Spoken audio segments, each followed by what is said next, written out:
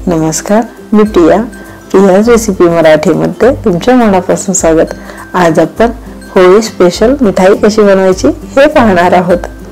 ही मिठाई कमीत कमी साहित्यात बनवून तयार होते आणि खायला तर याची टेस्ट इतकी भन्नाट अशी लागते ना, आपली जशी बालुशाहीची टेस्ट लागते ना सेम तशी। तुम्ही पण ही रेसिपी नक्की ट्राय करा। मी तुम्हाला एक मिठाई तोडून पण दाखवते। तुम्ही बघा, पाक आतपर्यंत व्यवस्थित असा मुरला आहे। तुम्ही या मिठाईला गोड मठरी असे म्हणू शकता। या होळीला तुम्ही ही रेसिपी नक्की ट्राय करा। चला आता मग स्टार्ट करूया आज आपल्या छानशा रेसिपीला।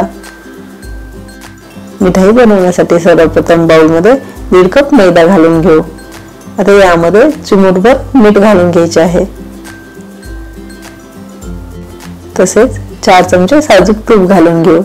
तूप घातल्यामुळे काय होतं ना, मिठाई खुसखुशीत व्हायला मदत होते। आता हे तूप मैद्याला व्यवस्थित असे कोट करून घ्यायचे आहे। तुम्ही ते बघू शकता, अशा पद्धतीने मैद्याचा मुटका बनला पाहिजे इतपत आपल्याला तूप यामध्ये घालून घ्यायचे आहे। आता यामध्ये थोडे थोडे करून पाणी घालायचे आणि आपल्याला याचा घट्टसर असा गोळा मळून घ्यायचा आहे। म्हणजे गोळा जो आहे ना, जास्त घट्टही नसला पाहिजे आणि खूप सैलही नसला पाहिजे। मीडियम कन्सिस्टन्सीचा आपल्याला गोळा मळून घ्यायचा आहे।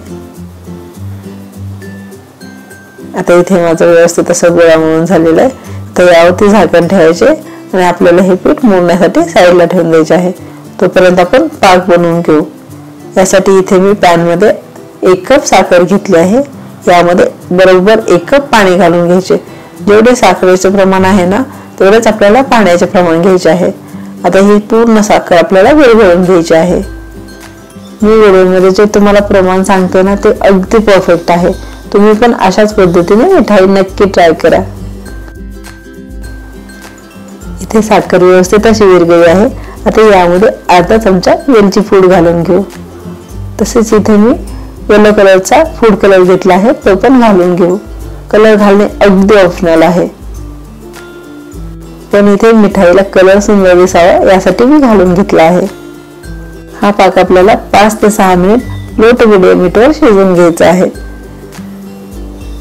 आता पाक शिजला ओळखायचे कसे? यावेळेस आपण दोन्ही बोटाने अशा पद्धतीने जर पाक चेक केला ना, तर बोट फक्त एकमेकाला चिटकले पाहिजेत। त्याची तार तयार नाही व्हायला पाहिजे। फक्त चिटकले की आपला पाक झाला आहे असे समजायचे। आता हा साईडला ठेवून देऊ। मिठाई बनवण्यासाठी जो साठा लागतो ना, तो बनवून घेऊ। यासाठी इथे मी बाउल मध्ये 2 चमचे मैदा घेतला आहे। यामध्ये साजूक तूप घालायचे आणि अशा पद्धतीने आपल्याला साठा बनवून घ्यायचा आहे। इथे माझा साठा बनवून झालेला आहे। आता हा आपण साईडला ठेवून देऊ। इथे मैदा पण व्यवस्थित असा मोठला आहे, पण त्याला आणखी एक वेळेस आपल्याला मळून घ्यायचे आहे। मैदा मळून झाला की काय करायचे, याचे छोटे छोटे पीस करून घेऊ। अशा पद्धतीने जर आपण छोटे छोटे गोळे तयार करून घेतले तर काय होतं ना, त्यावेळेस आपण मिठाई बनवणार आहोत ना, सर्व मिठाईला एकसारखा आकार येतो। त्यासाठी इथे मी गोळे बनवून घेत आहे।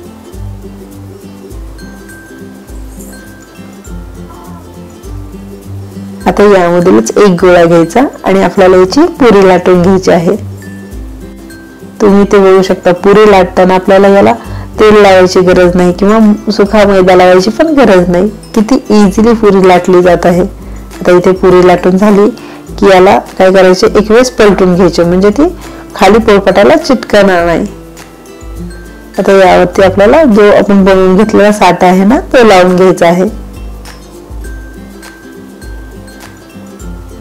आणि साठा लावत असताना एकसारखा लावून घ्यायचा। कुठे जास्त कुठे कमी असं नाही लावायचा।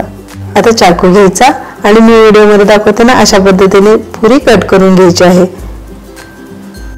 पुरीच्या ज्या कडा असतात ना, तिथपर्यंत नाही कट करायचे, मध्यभागीच आपल्याला कट करून घ्यायचे आहे। आता कट करून झाले की दोन्ही हाताच्या सहाय्याने आपल्याला अशा पद्धतीने याचा रोल करून घ्यायचा आहे आणि रोल करत असताना तो अगदी हलक्या हलक्या हाताने करून घ्यायचा। आपण ज्यावेळेस अशा पद्धतीने पुरीला कट करून घेतो ना, त्यावेळेस मिठाईला लेयर्स खूप सुरेख येतात।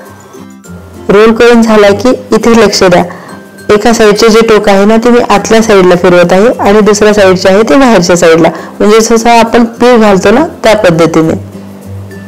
आता इथे पीठ घालून झाला की आपल्याला अशा पद्धतीने गोल गोल करून घ्यायचे आहे आणि शेवटचे जे टोक आहे ना ते खालच्या साईडला चिटकवून घ्यायचे आहे। आता हे दोन्ही हाताने थोडेसे प्रेस करून घ्यायचे। अशा पद्धतीने आपली एक जी मिठाई आहे ना ती बनवून झालेली आहे। अशाच पद्धतीने मी तुम्हाला आणखी एक वेळेस बनवून दाखवत आहे। आता इथे छोटा गोळा घ्यायचा आणि त्याची पुरी लाटून घ्यायची। पुरी जास्त जाडसर किंवा खूप पातळ पण नाही लाटायची। आता पुरी लाटून झाली की त्याला साठा लावून घेऊ। साठा लावून झाला की अशा पद्धतीने चाकूच्या सहाय्याने आपल्याला कट करून घ्यायचे आहे।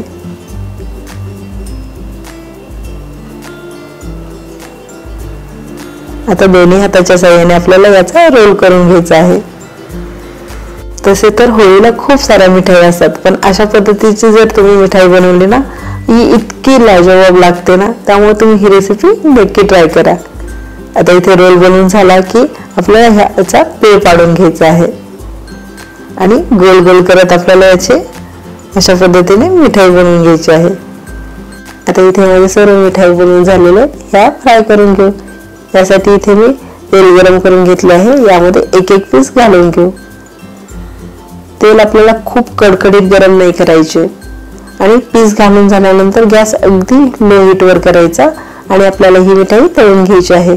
त्यामुळे काय होतं ना, जे मिठाईला लेयर्स आहेत ना त्या सुटण्यास मदत होते। आता एका साइडने मी 2 ते 3 मिनिट हे पीस तळून घेतले आहेत। आता पलटून अशाच पद्धतीने आपल्याला तळून घ्यायचे आहेत।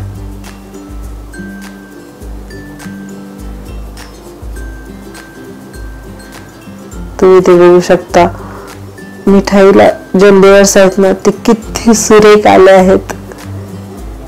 मी तुम्हाला ज्या पद्धतीने सांगितली आहे ना तीच पद्धत तुम्ही फॉलो करा, तुमची मिठाई इतकीच परफेक्ट बनून तयार होणार आहे।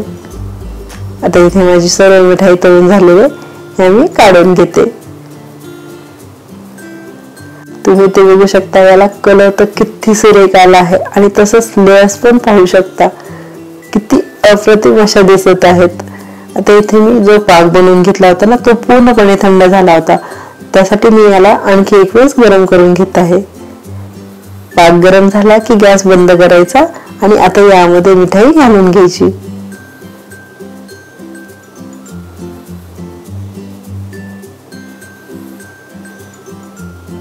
आता याला आणखी एक वेळेस पलटायचे आणि दुसऱ्या साईडने पण आपल्याला पाकामध्ये घालून घ्यायची आहे। ही मिठाई या पाकामध्ये फक्त 10 मिनिट ठेवायची आणि नंतर साईडला काढून घ्यायची आहे। तोपर्यंत आपली मिठाई व्यवस्थित असा यामधील पाक ऍब्सॉर्ब करते। इथे माझी मिठाई बनवून झालेली आहे। एक मिठाई मी तुम्हाला तळून पण दाखवते। इथे बघू शकता की पाक आतापर्यंत व्यवस्थित असा मुरला आहे, अगदी परफेक्ट। अशा पद्धतीने इथे होळी स्पेशल मिठाई बनवून तयार आहे।